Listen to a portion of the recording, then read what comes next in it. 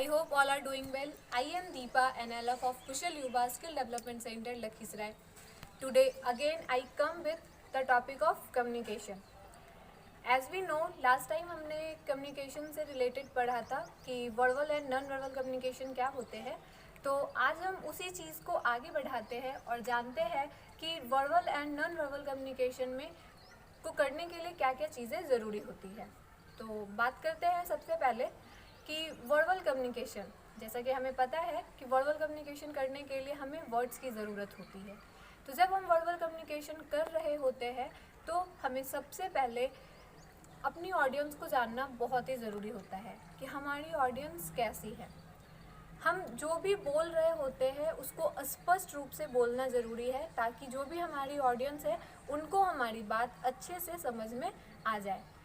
बोलने वक्त हमें अपने उच्चारण का भी ध्यान रखना बहुत ज़रूरी है. ऐसा ना हो कि हम बोलना कुछ और चाह रहे हो और दूसरा पर्सन कुछ और ही समझ रहे हो.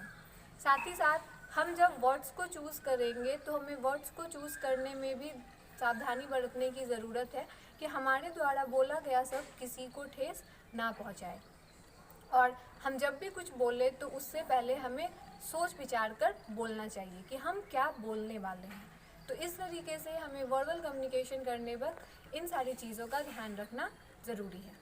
आगे बढ़ते हैं और है non verbal communication. Non verbal communication जो कि हमारे लिए थोड़ा ज़्यादा ज़रूरी हो जाता है क्योंकि हम इसमें शब्दों का यूज़ नहीं करते हैं. हमें अपनी बातों को समझाने के लिए हमारे फेशियल एक्सप्रेशन, हमारी बॉडी मूवमेंट्स, इनका ही यूज़ करना होता है. तो इसमें सबसे ज़रूरी बात हमें ये ध्यान रखना है कि हम जो भी समझाना चाह रहे हो सामने वाला उसे अच्छे से समझ रहा हो. क्योंकि नॉन वर्बल कम्युनिकेशन में बहुत बार कन्फ्यूज़न अराइज हो जाता है जब हमारा फेशियल एक्सप्रेशन, हमारा बॉडी लैंग्वेज हमारे द्वारा कही गई बातों के साथ मैच नहीं करता है.